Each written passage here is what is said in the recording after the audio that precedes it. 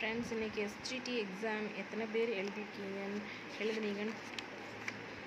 எழுதுனீங்க question எப்படி இருந்தது? ஆக்சுவலாக எனக்கு தான் டஃப்பாக இருக்குதுன்னு நான் நினச்சிட்டு வெளியே வந்தேன். பட் வெளியே வந்ததுக்கப்புறம் தான் தெரியுது எக்ஸாம் எழுதின அத்தனை பேருமே அது டஃப்பு. இது என்ன சயின்டிஸ்ட்டுக்கு மாதிரி எடுத்திருக்காங்க.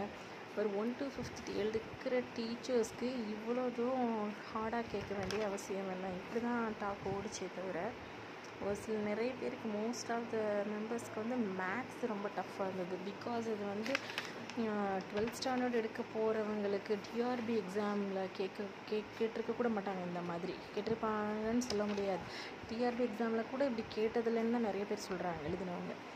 டிஎன்பிஎஸ்சி டிஆர்பி எக்ஸாம் எழுதினவங்க, நானும் டிஎன்பிஎஸ்சி ரெகுலராக எழுதிட்டு தான் இருக்கேன். அதில் கூட இவ்வளோ டஃப்பாக கேட்கல. பட் இந்த எக்ஸாமுக்கு அவ்வளோ டஃப்பாக எங்கேருந்து எடுத்தாங்க, எப்படி இதை க்ரியேட் பண்ணாங்க அப்படின்னு நம்ம எல்லாத்துக்குமே ஒரு 10 to 15 minutes யோசிக்கிற மாதிரி இருக்குது. யோசித்தாலுமே நம்ம ஆன்சர் வந்து கண்டுபிடிக்க முடியல. அந்த அளவுக்கு டஃப்பாக இருந்தது மேக்ஸு. சயின்ஸ் பார்த்திங்கன்னா சயின்ஸு அதை விட சோசியல் சொல்ல போனோம்னா எங்கேருந்து கேட்டிருக்காங்கன்னு தெரியல.